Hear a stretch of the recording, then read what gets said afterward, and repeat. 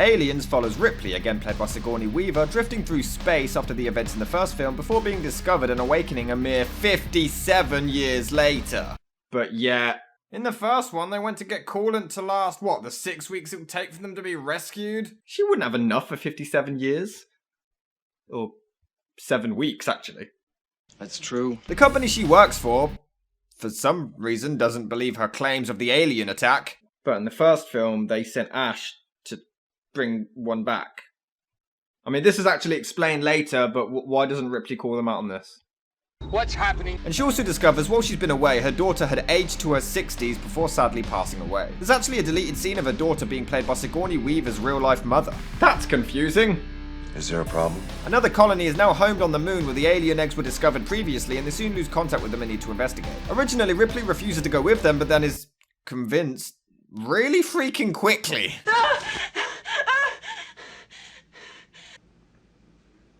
Alright, I'm in. Well, that was easy. Or something like that.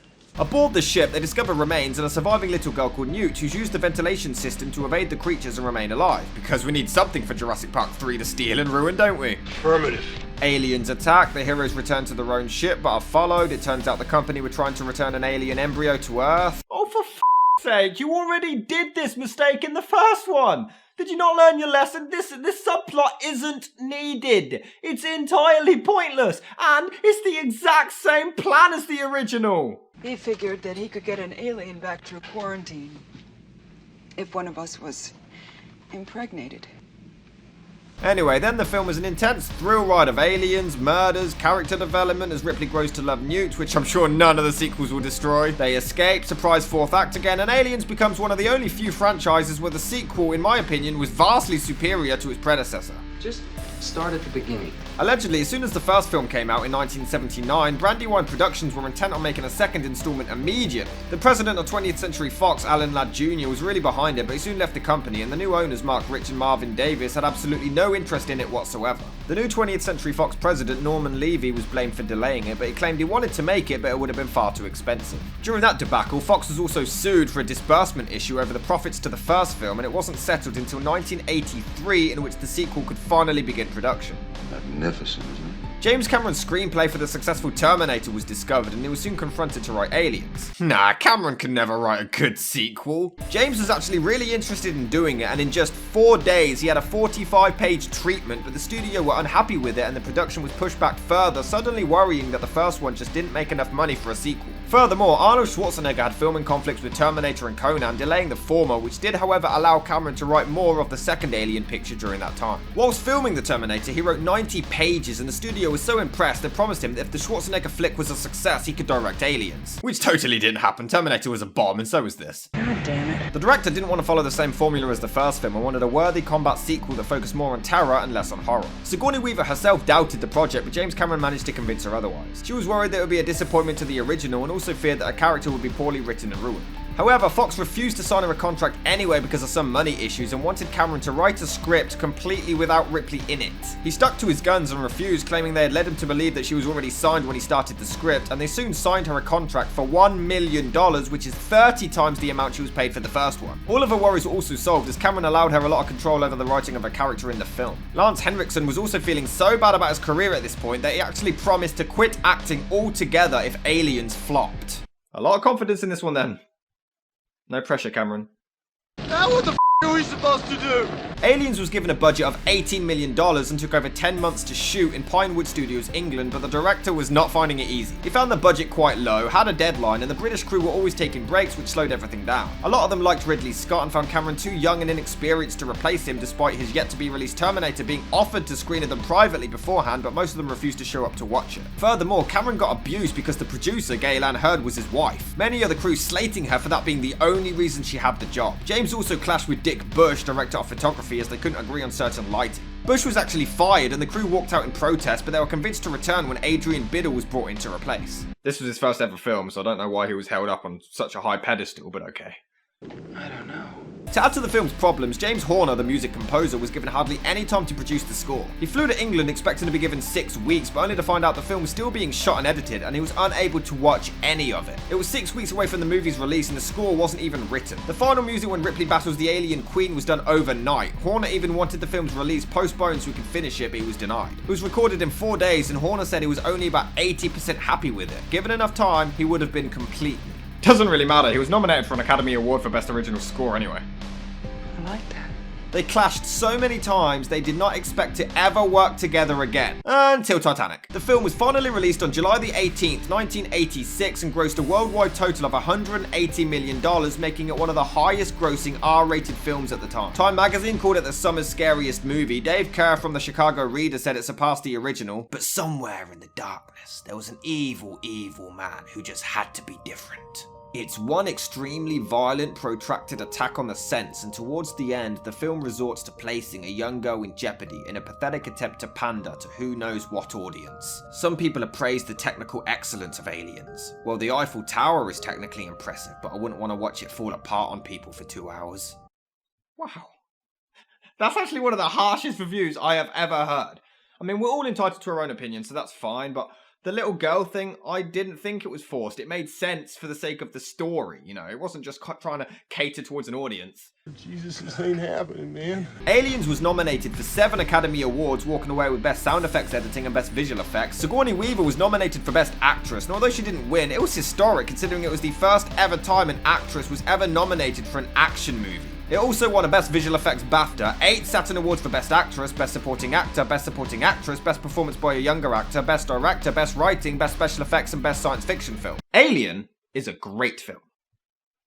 Aliens is a phenomenal film.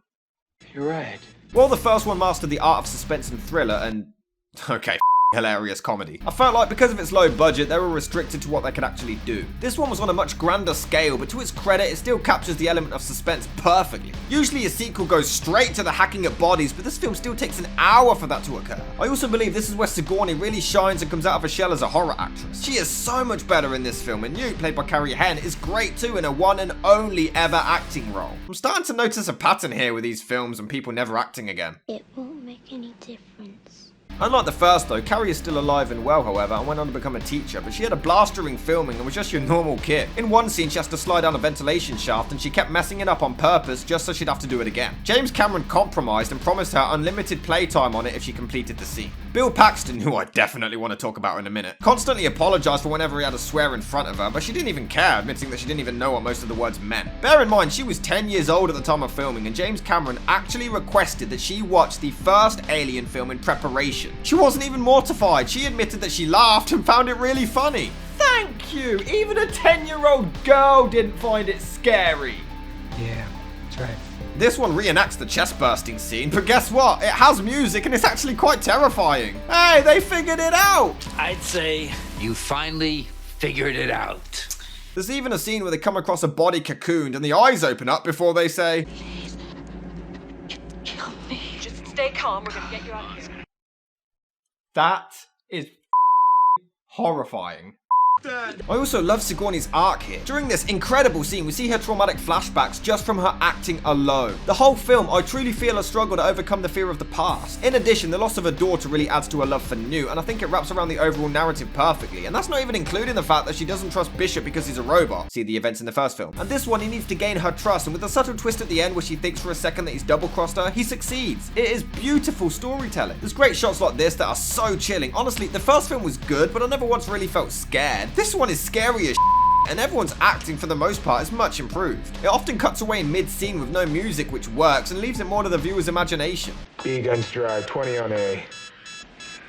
10, 5. That's it. Jesus, they're wall to wall in there. They're at the pressure door.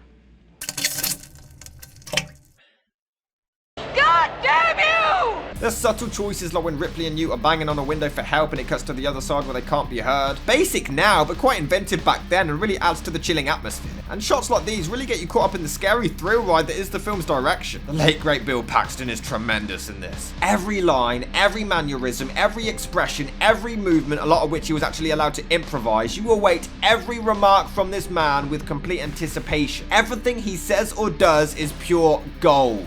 Apparently, she saw an alien once. Whoopie do? What is it, Private? How do I get out of this chicken outfit? We're on express elevator to hell. Going down. The Queen. Yeah, the mama. She's badass, man. I mean big. That is such a bad line. But somehow he makes it work. Check it out. I am the ultimate badass. Yeah. State of the badass art. You do not want to with me. Hey, maybe you haven't been keeping up on current events, but we just got our asses kicked, pal. Stop your grinning and drop your linen. He's awesome. Honestly, he's amazing and definitely not gonna... Paxton! Eat this. Animal better. That was amazing. Michael Biehn is also terrific and I feel an underrated talent. He's so badass. I mean, he gives no and he just leaps through a window to save Ripley. He has great chemistry with Sigourney Weaver and I feel like the relationship was very natural. It didn't seem forced. It didn't seem like they were being put together just for the sake of being put together because he's a guy and she's a woman. It felt real and true and it worked. Although James Cameron can write a lot of stinkers, I will give him this. He knows how to write strong female characters. Ripley, Sarah Connor, Rose, he can do this very well, and though Weaver had a lot of control over this character, I will still credit him as well. I mean, Ripley single-handedly fights a facehugger, man! And Newt just stands there screaming, but then when she's attacked by one, she beats it up easily. Wow, what a bitch. This Newt, you worm! I like that these deaths actually mean something. They're not just a bunch of people being picked apart one by one. You actually care when they die. I was genuinely upset when some of these, especially Paxton, met their demise. There's a shot of the alien behind Newt and I was legit screaming for her to get away. I was that invested in the story and characters. The pacing is slow, but it adds to the tension and suspense. I was on the edge of my seat for the entire film, especially the third act. The first film dragged and got a bit dull at points, whereas this 2.5-hour film was constant intensity and I wanted these people to survive. I didn't feel Newt was in danger just for the sake of it, like Gene Siskel said. It made sense for the story, just like Halloween 4 and 5 made sense for the story. But what didn't I like? I mean, there must be something, right? Yeah. Looks like you've got a visitor. Jonesy. Uh-oh. Jonesy. That's what your friends call you, isn't it? No, I'm not watching that again! You'd also think, considering they're going into an area where the aliens attack their faces, they'd be wearing some kind of masks or helmets. And I'm telling you, I got a bad feeling about this drop. You always say that, Ross. You always say I got a bad feeling about this drop. Hey, don't say that. George Lucas will sue. Dwayne. It's Dwayne. Ellen. Alan. I can guarantee your safety. These colonial marines are very tough hombres. Wait, what? These colonial marines are very tough hombres. Did he just call her by her real name? These colonial marines are very tough hombres. How did nobody notice? These colonial marines are very tough hombres. Like, you couldn't do another take or even dub it? I mean, his back was turned. Now let's talk about the end. So she confronts the alien in an awesome scene where she trades Newt in exchange for sparing the eggs, but then psych mother and roasts the eggs. She's badass, man. They escape and then psych biatch! Alien returns, tears Bishop apart. In an amazing effect, by the way. And then we get...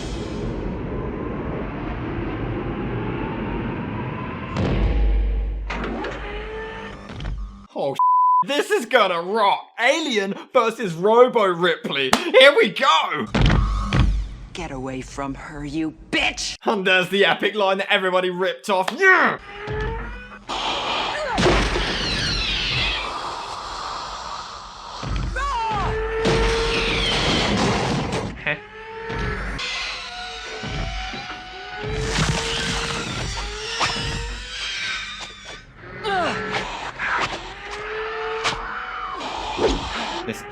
This is it.